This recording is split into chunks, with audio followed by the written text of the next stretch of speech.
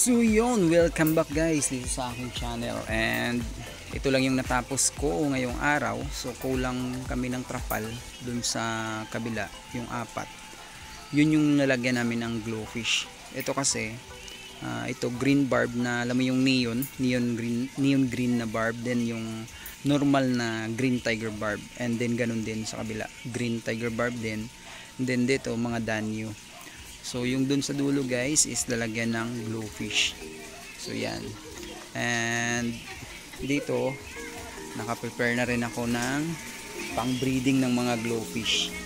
Yan. Hataw na ulit tayo. So dito guys. Yan, may dalawa akong net dito for breeding din. Yan. Yan, napakalinis ng tubig. And dito guys, meron din akong dalawang tank dito for glowfish din. Yan. So naka-prepare na yung mga tank na to for breeding. So bukas ako dito magbe-breed. Condition mo na yung mga tubig.